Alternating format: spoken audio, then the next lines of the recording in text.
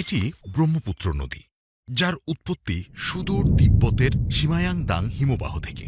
আপনি কি জানেন এই নদীটি চীন, ভারত এবং বাংলাদেশের জন্য কতটা গুরুত্বপূর্ণ? এই একটা মাত্র নদী প্রায় কোটি মানুষের জীবন জীবিকার ব্যবস্থা করছে। দক্ষিণ পশ্চিম তিব্বতের উৎপত্তি স্থল থেকে ব্রহ্মপুত্রের সর্বমোট দৈর্ঘ্য ২,৮৫০ কিলোমিটার।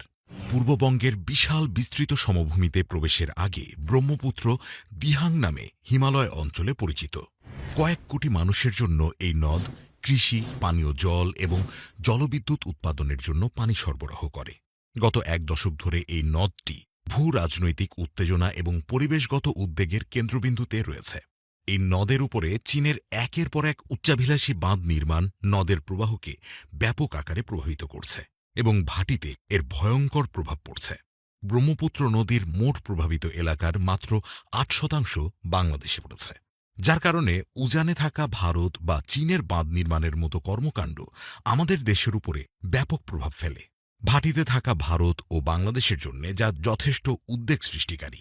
এই সকল বাঁধের ফলে ভাটি এলাকাতে সম্ভাব্য খরা, বন্যা এবং পরিবেশগত ক্ষতির আশঙ্কা রয়েছে। চীনের এই আগ্রাসী নীতির প্রক্রিয়া হিসেবে ভারতও তার নিজস্ব পানি ব্যবস্থা কৌশল তৈরি করছে। এই পরিস্থিতি ব্রহ্মপুত্র অঞ্চলের ভূ রাজনীতিকে আরও জটিল করে তুলেছে। আর ভাটির দেশ হিসাবে বাংলাদেশ এই দুই সুপার পাওয়ারের সংঘাতে সবচেয়ে বেশি ভুক্তভোগী হচ্ছে এবং ভবিষ্যতেও হবে বলে আশঙ্কা করা হচ্ছে। চীন তার পরিকল্পনা এগিয়ে নিয়ে যাওয়ার সাথে সাথে নদীর বাস্তুসংস্থান এবং এর উপর নির্ভরশীল লক্ষ লক্ষ মানুষের দীর্ঘমেয়াদী পরিণতি নিয়ে সকলকে আহত করছে। মূলত south north water transfer project নামে একটি প্রকল্পের আওতায় ব্রহ্মপুত্র নদসহ তিব্বতের অন্যান্য নদীগুলোর পানি রেড ফ্ল্যাগ ক্যানেল দিয়ে চীন তার উত্তর পশ্চিমে অনুর্বর অঞ্চলগুলোতে নিয়ে যাচ্ছে। ব্রহ্মপুত্র নদের চীনা অংশের বাঁধগুলো হল ১৯৯৮ সালে জমদ্রক জলবিদ্যুৎ কেন্দ্র, ২০১৩ সালে নির্মিত পাংডু জলবিদ্যুৎ কেন্দ্র, ২০০৭ সালে নির্মিত জিকং জলবিদ্যুৎ কেন্দ্র, ২০১৫ সালে নির্মিত জাংমু বাঁধ, ২০২০ সালে সম্পনজিয়াচা জলবিদ্যুৎ কেন্দ্র। এছাড়াও তাদের প্রস্তাবিত প্রকল্পগুলো হল লেংদা জলবিদ্যুৎ কেন্দ্র, জোংদা জলবিদ্যুৎ কেন্দ্র, লাংজেং জলবিদ্যুৎ কেন্দ্র, জেকসু বাঁধ এবং জেকসু জলবিদ্যুৎ কেন্দ্র, দাগু বাঁধ এবং দাগু জলবিদ্যুৎ কেন্দ্র, বাউ জলবিদ্যুৎ কেন্দ্র, লালহো বাঁধ এবং লালহো জলবিদ্যুৎ প্রকল্প। ভারত অংশে রয়েছে অরুণাচল প্রদেশের দিবাং বাঁধ, সুবনশিরি বাঁধ এবং রাঙানাড়ি বাঁধ। সিক্কিমে অবস্থিত রাঙ্গিন বাঁধ, যা নির্মিত হয় ২০০১ সালে। এছাড়া নির্মাণের পথে রয়েছে সিয়াং জলবিদ্যুৎ প্রকল্প, দিহিং নদী প্রকল্প, হাওড়াপুর প্রকল্প, মায়ুরাক্ষী প্রকল্প, কাংসাবতী প্রকল্প এবং দোয়াং জলবিদ্যুৎ কেন্দ্র। এখন পর্যন্ত বাংলাদেশ অংশে কোনো বাঁধ বা জলবিদ্যুৎ প্রকল্প নেই।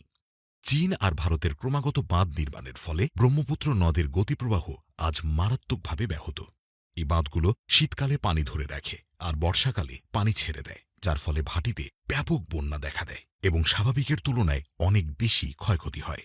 ২০৬০ সালের মধ্যে কার্বন নিরপেক্ষতা অর্জনের লক্ষ্যে চীন দ্বিগুণ হারে বাঁধ নির্মাণ করছে, যার মধ্যে সবচেয়ে উদ্বেগজনক হল ইয়ারলাং সাংপো জলবিদ্যুৎ প্রকল্প, যাকে পৃথিবীর একমাত্র সুপার ড্যাম বলা হচ্ছে। এই জলবিদ্যুৎ প্রকল্প হবে চীনের বৃহত্তম থ্রি গর্জেস ড্যামের চেয়ে ৩ গুণ বেশি বড়, যার থেকে উৎপাদিত হবে ৬০ গিগাওয়াট বিদ্যুৎ।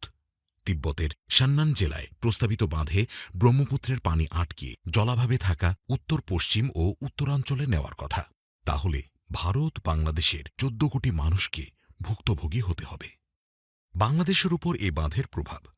ব্রহ্মপুত্র নদের প্রবাহ বাংলাদেশে মাত্র ৮ ভাগ, তাই এই নদের উপর আমাদের নিয়ন্ত্রণ অত্যন্ত কম।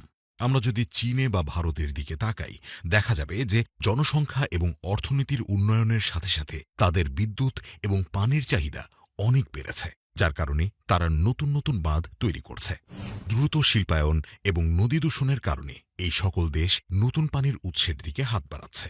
এই নদের চীনা অংশে নানা ধরনের নির্মাণ কার্যক্রম, খনি উত্তোলন এবং পলি জমে যাওয়ার কারণে ইতিমধ্যেই স্রোতপ্রবাহ অনেকাংশে কমে গেছে এবং পানির মানও নষ্ট হয়ে যাচ্ছে। রেড ফ্ল্যাগ ক্যানেল দিয়ে চীনারা পানি অপসারণ করলে নদের ওপর নির্ভরশীল বাংলাদেশের কোটি কোটি মানুষ ক্ষতিগ্রস্ত হতে পারে।